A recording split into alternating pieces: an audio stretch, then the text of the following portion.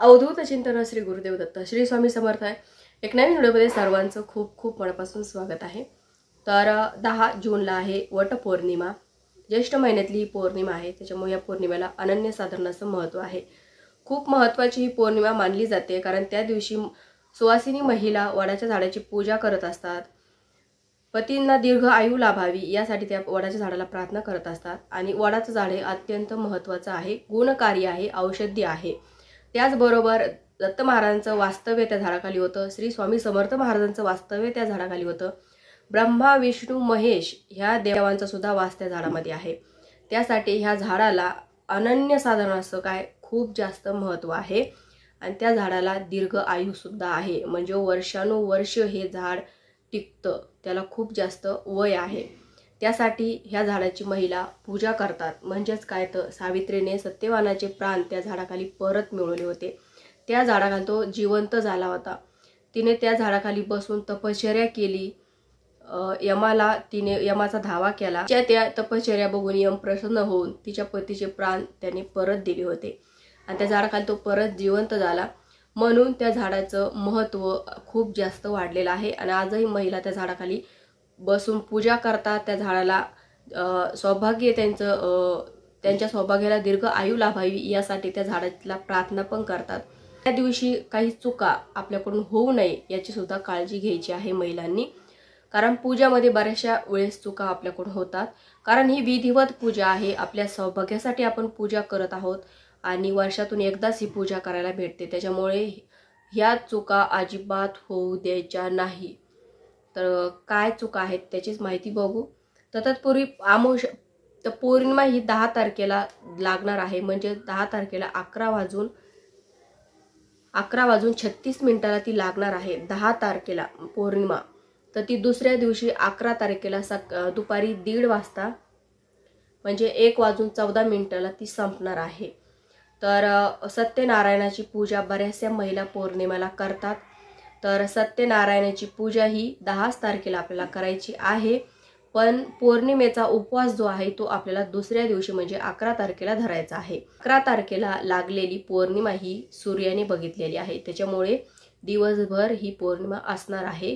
पौर्णिमेची तिथी दिवसभर असणार आहे, कारण 10 तारखेला लागलेली पौर्णिमा ही सूर्याने बघितलेली नाहीये। त्याच्यामुळे त्या दिवशी फक्त सत्यनारायण करायचा, कारण सायंकाळी प्रदोष काळात आपण सत्यनारायण करतो आणि 10 तारखेला सायंकाळी प्रदोष काळामध्ये पौर्णिमा असणार आहे। आणि सत्यनारायण करते वेळेस हा पौर्णिमेच्या काळातच सत्यनारायण करायचा असतो। त्याच्यामुळे 10 तारखेला सायंकाळी पौर्णिमेचा जे काही सत्यनारायण करायचा आहे तो 10 तारखेला करायचा। आणि उपवास हा दुसऱ्या दिवशी करायचा, कारण दुसऱ्या दिवशी सूर्याने बघितलेली पौर्णिमा आहे। तर हे गोष्ट महिलांनी लक्षात ठेवायची आहे। आणि जर कोणी वटपौर्णिमेचा उपवास करत असेल तर मग त्यांनी 10 तारखेला पण उपवास करायचा आणि दुसऱ्या दिवशी पण पौर्णिमेचा उपवास करायचा, कारण हे लक्षात घ्यायचं। त्याच्यानंतर आपण वटपौर्णिमेची पूजा करायला जातो, तर काय चुका होऊ नये आपल्याकडून। आपण जी पूजेची थाळी तयार करतो किंवा पूजेचं ताट जे तयार करतो, त्या पूजेच्या ताटामध्ये आपण ज्या वस्तू ठेवतो त्या वस्तू म्हणजेच काय तर फळं, फुलं, त्याच्यानंतर ओटीचं सामान जे असतं ते। तर फळं जर ठेवले तर फळं बघून ठेवायचे, किडके वगैरे खराब झालेले फळं अजिबात ठेवायचे नाहीये। आंबे जरी आता आंबे आणताना तुम्ही तर व्यवस्थित चांगले बघून, 7 बाया नाही झाल्या तरी 5 बायका आपल्या झाल्या पाहिजे ओटी भरून, म्हणजे 7 पैकी 5च बायकाची भरा, पण चांगल्या फळांनी भरा। कसेही आणून मार्केटमधून कसे आणून बायकांची ओटी भरू नका, कारण ते आपण सौभाग्याचं लेणं असतं ते। तर चांगले आणायचे फळं, बघून आणायचे, किडके वगैरे खराब आणायचे नाहीये। त्याच्यानंतर ओटीचं जे सामान असतं, म्हणजेच काय तर आपण ओटीमध्ये तांदूळ वगैरे ते तर घरातलेच घेतो, पण त्याच्यामध्ये आपण कोणी सुपारी टाकतं, कोणी खोबरं टाकतं, कोणी पैसे टाकतं, कोणी म्हणजे असं जे ओटीचं जे काही सामान असतं तांदळामध्ये जे मिक्स आपण करतो, तर ते खोबरं किंवा सुपारी, तर हे असं खराब घ्यायचं नाही, चांगल्या वस्तू घ्यायच्या। त्याच्यानंतर तांदूळ पण घेतले तर तांदूळ बघून घ्या, त्याच्यात खराब वगैरे तांदूळ घेऊ नका। त्याच्यानंतर ओटीचं जे सामान आहे आता तुम्ही तिथे वडाच्या झाडापाशी तिथं पूजा करताना तिथे पण ओटीचं सामान आपल्याला ठेवावं लागतं. म्हणजेच कायचं पीस आणि ओटीचं सामान आपण नेत असतो. तर त्या ओटीमध्ये तुम्ही इतर वापरलेलं सामान टाकायचं नाही आहे.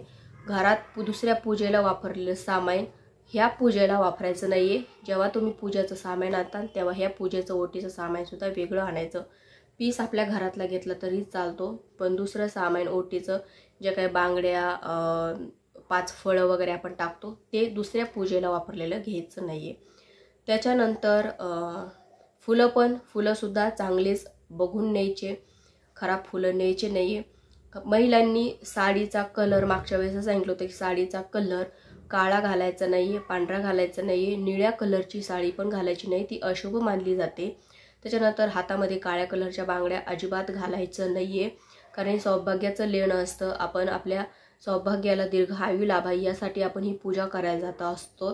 त्याच्यामुळे आपण जात वेळेस आपल्या जे काही आपण परिधान केलेलं आहे त्याचा उलटा असर आपल्यावर पडू नये, पूजेचा उलटा असर आपल्यावर पडू नये याची काळजी, याची दक्षता आपण घ्यायची आहे. आणि व्यवस्थित लक्षपूर्वक साहित्य घेऊन किंवा लक्षपूर्वक आपण साडी वगैरे घालूनच तरच आपण पूजेला जायचं आहे. पूजेचा मुहूर्त वगैरे बघून पूजेला जायचं आहे. तर ज्यांना 10 तारखेला पूजा करायला नाही जमली ते 11 तारखेला पण पूजा करू शकतात. तर महिलांनी पूजा करते वेळेस या गोष्टीची काळजी घ्यायची आहे. तर आजच्या व्हिडिओमध्ये इतकंच. व्हिडिओ आवडल्यास व्हिडिओ लाईक करा, शेअर करा, चॅनलला सबस्क्राईब करायला विसरू नका. झाली सेवा श्री स्वामी समर्थ महाराजांच्या चरणी आणि परमपूज्य गुरुमाऊलींच्या चरणी रुजू करते. श्री स्वामी समर्थ.